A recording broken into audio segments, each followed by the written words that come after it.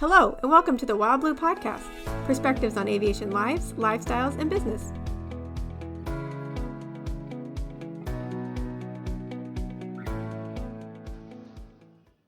Hi, Chris Kirk here at Wild Blue Aircraft Sales, along with Todd Mitten, and good to have you joining us today for Into the Blue number 3. We want to talk a little bit about aircraft ownership and some of our experiences of owning an airplane, some of the good, some of the bad, and some of the things that you can expect. And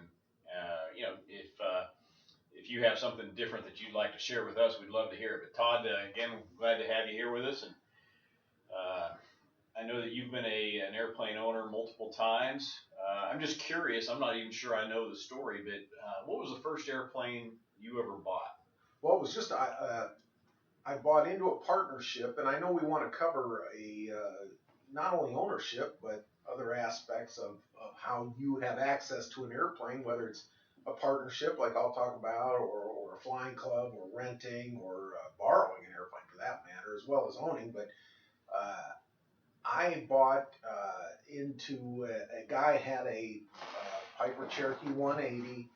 Seemed like the right airplane for me because I was looking ahead toward teaching my son how to fly. And so a Cherokee 180 is an airplane with some good capability, but also simple to operate. So that's how I initially got into aircraft ownership. And that was back probably in 2013, I think, something like that.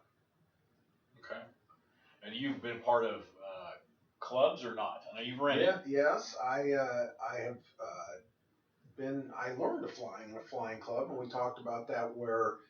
And that was back in the days when probably flying clubs were a little more robust than they've been in recent years. I know that some of the aviation organizations, such as AOPA, are really in the last few years pushing the concept of clubs again, and I think that's a valuable idea and a smart idea. But yeah, back in the early 80s, I learned in what's called the Flying Country Club in Moline, Illinois. And at that time, boy, they had a bunch of airplanes, including 3 Cessna 150s to choose from that were your basic trainers. Of course, that's what I used. And I moved up to the heavy metal of a 152 and then the ultra heavy metal of a 172 eventually before I left the Quad Cities and moved on to college.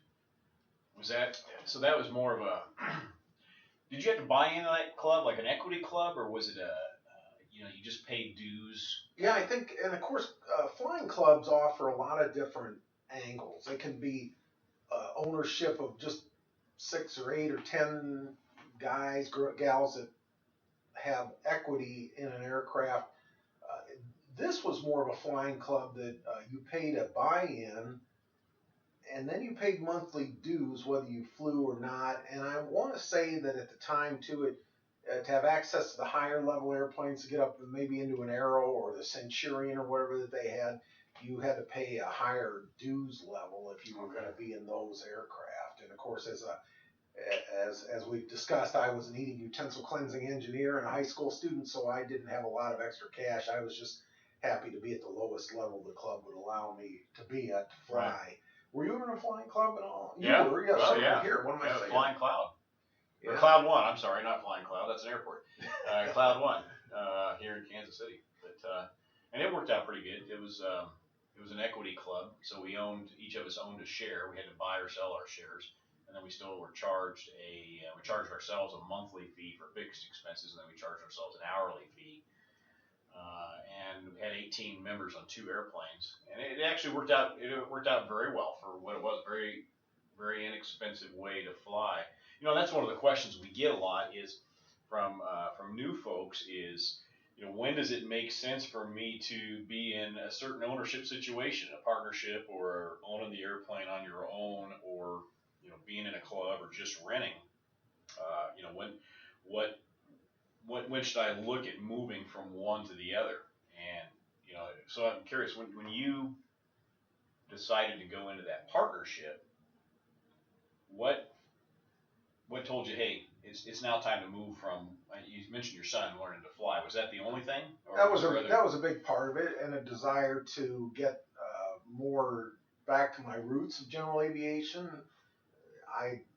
I've always loved general aviation. We've talked about that, and I wanted to just get back into it. I had a real desire to enjoy the freedom, the sense of freedom that I get out of general aviation, and so I moved in it for that reason. I think it was just a combination of several, and this was also up at Midwest National Airport, an airport pretty close to my house. That's a Gulf Papa Hotel for listeners who are not familiar with the Kansas City area, and it's it was a real easy access to this airplane. It just all made sense. It was a number of things that came together, and the buy-in price was not that bad. But this was a pure partnership that I was in, so it wasn't a flying club. We actually had a third guy, so there were three of us in a flying or in a partnership, and I think it's worth discussing partnerships for a minute here.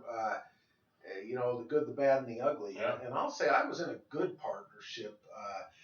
We had a great relationship. We just shared maintenance costs. We probably undercharged for the airplane. Well, I know we undercharged for the airplane in terms of hourly operating costs. But then when we had to do maintenance, we just wrote an extra check to cover those costs. I would probably do it differently in the future. I think in a partnership, and I know you've explored partnerships quite a bit, Chris, but I think the smart way probably to do a partnership is to make sure that you charge on an hourly basis what it's going to cost you to operate that airplane.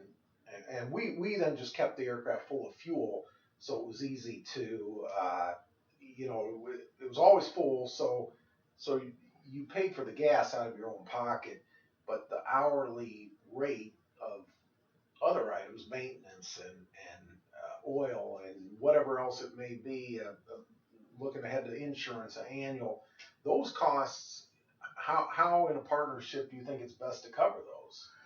Well, there's 100 ways to skin the cat. Did you guys operate as kind of just a handshake agreement, or did you have like a structured, corporation that had bylaws and everything else? We had an LLC, but truthfully, it was a lot more of a handshake agreement. I went into this a little bit blind, and as I say, fortunately, it worked out fine. The original owner of the aircraft, he sold his share eventually to another individual. That's a whole other story that I could tell you. Now, luckily, that individual turned out to be a great guy. So there were still three of us in the partnership, and we never had an issue. But you need to have a plan in a partnership on how the partnership should either sunset or if someone wants to exit the partnership but others want to come in, do the other partners get to vet the new guy or new gal, and that's huge. We didn't. It kind of happened, but frankly, it all turned out for the best. The original owner actually has since passed away, but the three of us that owned that airplane until we sold it remained friends. It was just a good group of guys. I was fortunate to have that because it was a little bit of blind luck in that. I would say I would encourage, if you are considering going down the road of a partnership, to read online. There's a lot of examples of good and bad. Yeah, and it sounds like you guys did really well. I've heard the horror stories from some that don't. Maybe it's because you all knew each other and you had just three of you. In the club that I was in, we had 18 of us, and you really couldn't operate with 18 people that way because some people fly a lot, some people never fly. Bless those people because they're the ones that really are subsidizing the club. Yes. But you aren't going to have that intimate knowledge of everybody, especially when it comes time to shell out money for upgrades or for assessments that may need to be done and that kind of thing. So you got to get into it very carefully. And you absolutely, you hit a key point there. You've absolutely got to vet these people. I know some clubs will do they'll do background checks, they'll pull credit scores. They'll do any number of things to get an idea of what they're getting into with this person, so that you don't end up with a deadbeat on the rolls. Because then it's very hard to get rid of that person, especially if you don't have a way, a way you already got set up to do it. We had a way to get rid of those people, and most of the time, it was just simply a matter of those people just having a bad point in their lives and they couldn't afford it or something. but we had a way to get money back into the club and make the club whole again after we sold their share. And we are kind of talking partnerships and clubs almost interchangeably, because there is a level there where you could make it interchangeable. You might, though, just be in a partnership with just two people. It just reduces your overall costs, and many people do not fly their airplane. Most people don't fly their airplane 300 or 400 hours a year, but the airplane could be operated like that. So, that's partnerships make sense to reduce it down to the level, the number of hours you fly per year, to reduce that down to the level you need it, but the airplane is still available for somebody else. A club can vary in so many different aspects. It can be a very large, almost a rental style with a little bit of a discount. Right. You agree? Yeah, sure. Those big cities have that. Well, we've got a couple here that are like that. Well, that's probably true. Yeah. I was thinking even I remember one time being out at Denver Centennial Airport out there. And my, the club, those of you that are listening in the Denver area probably know that's just a huge flying club. And so I don't know, that type of club is almost more of a rental situation versus what you were involved, which is limited to 18 people, and a little more intimate knowledge of each person flying the airplane. 18. And we had to buy in. Yeah, okay. Yeah, we all paid. You could sell your partnership for whatever you could get out of it. I think most of the time they ran, $4,000, $5,000, $6,000 a piece, somewhere in there. So, I guess we could briefly touch on renting. We kind of see 5 ways to have access to an airplane. Maybe ownership would be obvious. We've talked about partnership. We've talked about clubs. Renting is another way, and finally borrowing an airplane. But maybe briefly we should touch on aircraft rental, the ups and downs of what that is. And to me, the upside is, you don't have to worry about anything to do with the airplane other than going out and signing it up and going out and pre-flighting it and going out and flying. And if your flying world consists of just very local kind of flying out for a couple hours and back, renting might be the way to go. Yeah, it is. And especially if you're new and you're getting your feet wet, you're trying to figure out, what am I going to do with this? Am I going to do anything with it? Is this going to be the $100 hamburger run? Is it going to be a career? Is it going to be something for my business, something for my family? So renting definitely makes a lot of sense. Of course, the challenges with renting are it's harder in renting to get plugged into that aviation community sometimes, because you don't have any vested interest in the airplane. You're not just out there hanging out at the airport, meeting other owners who are like-minded and just really enjoying that camaraderie. The other side of it is man, there's some, you don't know what you're getting in the rental fleet. There's some really nice airplanes out there, and then you got the others.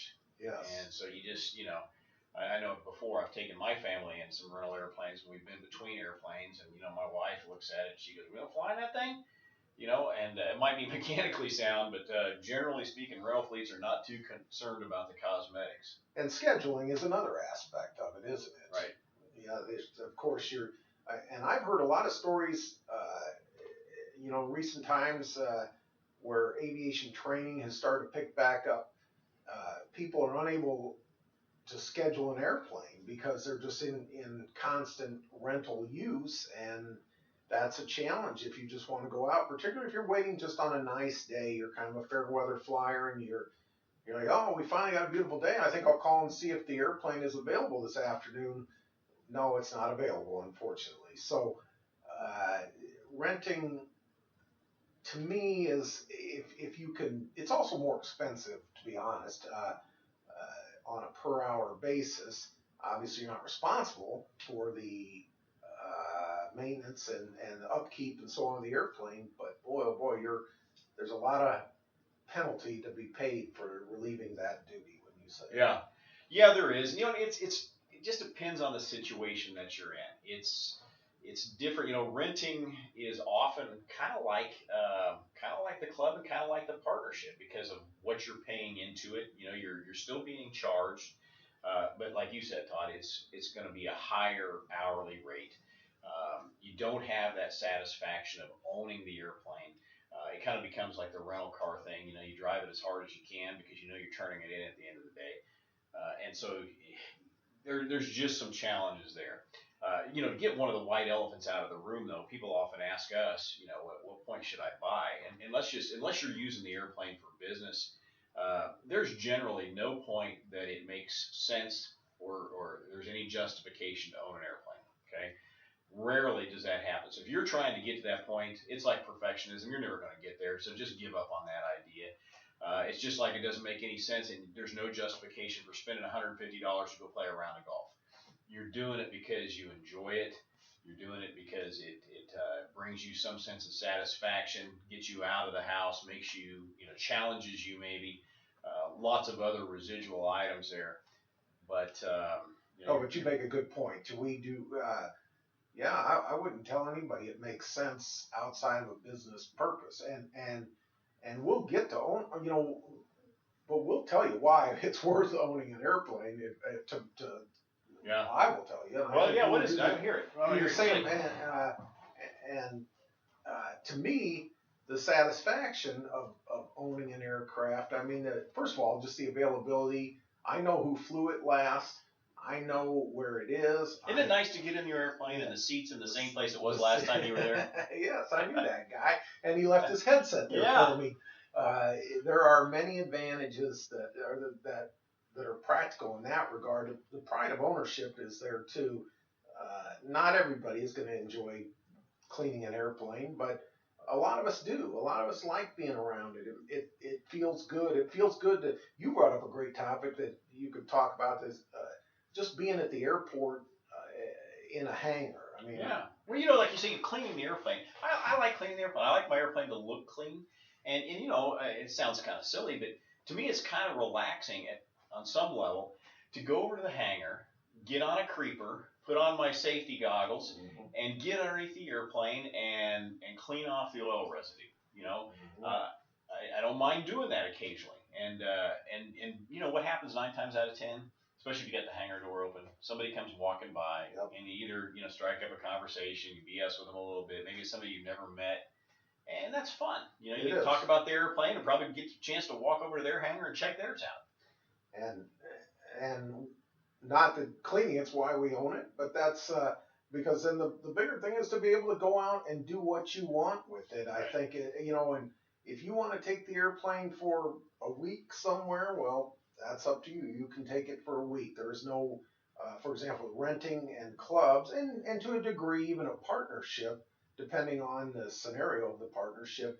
There's a real obligation to get that airplane back for the next guy. Right. And if you're the outright owner, you're the next guy. You're the next guy. That's right. You're the one that left the messy, food mess in there and didn't clean it up. And you're the one that didn't top off the tanks. And you're the one that didn't wipe the bugs off the windshield. And although I have to admit, in my RV8, one of the nicest things is if I want to go out and fly it for a half hour, I don't have to go straight to the fuel pump. Right. And go fill it up again. That's because, and that was, I mentioned early on, we were talking about the partnership of the Cherokee 180, and I mentioned that we had to keep the tanks full. So if I went out for just a short period of time for some reason, a very short flight, well, I had to come back, go to the fuel pumps, fuel my aircraft up, and then restart it, taxi to the hangar, and put it away. And sometimes you've had a long day of flying. You're not just a short flight, but a long day of flying, and you're at the point where you just don't want to go fuel the aircraft. You want to be home. It's starting to rain. Right. Who knows? That's exactly right. Just put it in the hangar, be done with it, and I know that when I come back out there, maybe I've got some spare time, and I can just clean it off then. I was just sitting here thinking about this, and I'm gonna lift my wife up here a little bit. I've got your spouse, husband or wife, they've got to be in on this with you. It makes it really difficult if they're not. And we deal with airplane owners all the time, and a lot of times they're using them for business, so it's not that big of a deal. But if if your significant other is not, doesn't enjoy aviation, really has no desire to go flying with you anywhere, I think you're going to not get as much out of your ownership experience. Wouldn't you agree? Well, I would, and I would also say though that doesn't mean maybe your spouse does not care to fly like you may really, you may be so interested in aviation that you're willing to listen to us on a podcast talk about flying, but your spouse is not into it at that level. But as long as your spouse is supportive, understands your aviation is your outlet, your interest, or whatever. I think it's a funny thing. We all, as pilots, many of us anyway, really have such a strong sense of love of aviation that you can't necessarily expect your spouse to have that, but your spouse can still be supportive. So, yeah. And they may find over time if they fly with you that they want to pursue it a little bit more. Maybe exactly. they want to do that. Exactly. Wild Blue as a company is sponsoring a ground school right now, and we've got 12 folks that are involved in this on-site. We really wanted to do something that brought people together. So this on-site ground school, and it's interesting because we've got a father-son that's doing it. We've got a lady whose husband is a pilot, and she's wanting to get into that herself. We've got a couple of kids that have kind of expressed some interest. Their dad is a friend of ours, and he flies professionally. My wife and daughter, they're taking it. We've got some other folks in different stages of their life that a lot of it has rubbed off from somebody else. And so, they may not be interested in it right now, but as long as, like you said, Todd, as long as they're supportive of you, it will go a long way. So that's a challenge.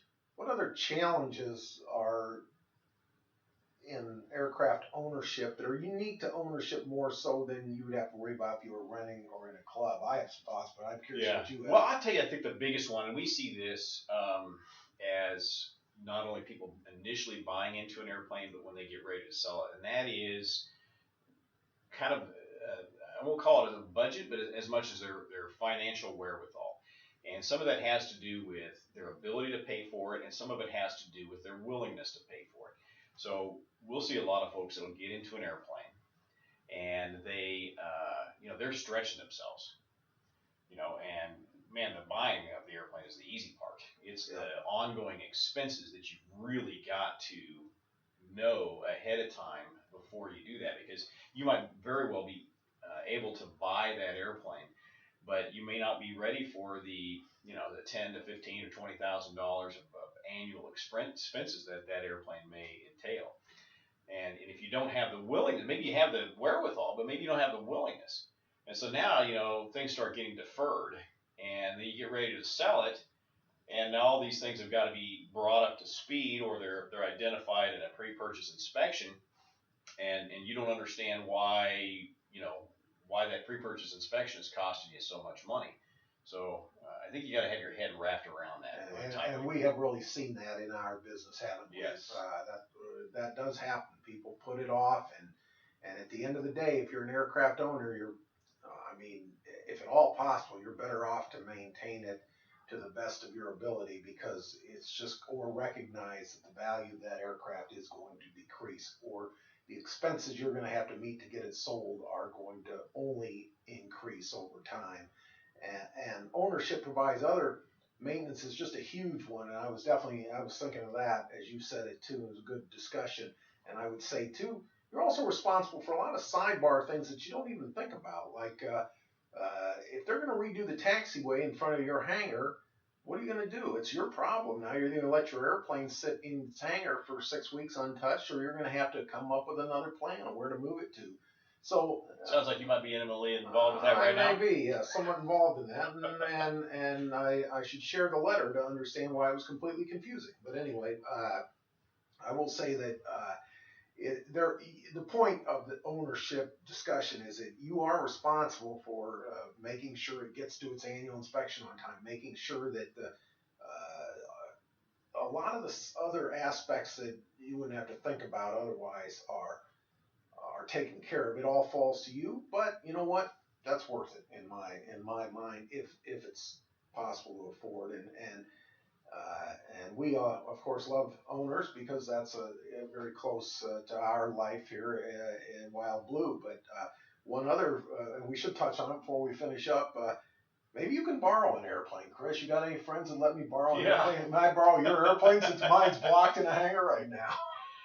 Well, you are on my insurance, so we got that. But the borrowing is certainly a possibility. What's funny is when I was at KU, after I graduated and started working in maintenance at the bank there, which was just a fantastic bank job between college and going to pilot training, is there was a guy over there, I won't bring his name up, but super guy.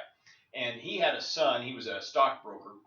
He had a son that was going to the Air Force Academy. So he bought this old Cherokee 140, right? And so I'm up there talking with him, and, this guy was kind of a happy-go-lucky guy. And he says, hey, Chris, here I am, 22 years old. He says, hey, Chris, I got this 140 over here. You want to just go fly it? He gave me the keys. You can't beat that. And so I flew. I didn't put a lot of time on it because I still couldn't afford the gas very much. But, so that's one option if you got somebody that you trust, and that's the big thing. And you know that they're going to take care of the airplane the way you would take care of it, especially if you're not flying it very much. Definitely a viable way to go. Sure, and it does entail some risk though, and we could talk on this topic for hours. I think of ownership versus partnership versus clubs versus renting and borrowing. But if you'd like to discuss with us, Chris or myself, Todd or Mac here at Wild Blue, these topics or other aircraft topics, or want to ask us about an airplane that we have for sale, check us out online, flywildblue.com, or give us a call, 816-479-2723. Chris, anything else today before? No, that's great. I mean, we can go down a lot of different avenues on this, and would love to. And we're just trying to make this less about sales and more about just having fun and enjoying being around general aviation. So thanks for listening. Thanks, folks. Have a great day. Thanks for listening to the Wild Blue Podcast. Find us online at flywildblue.com. And don't forget to subscribe and share.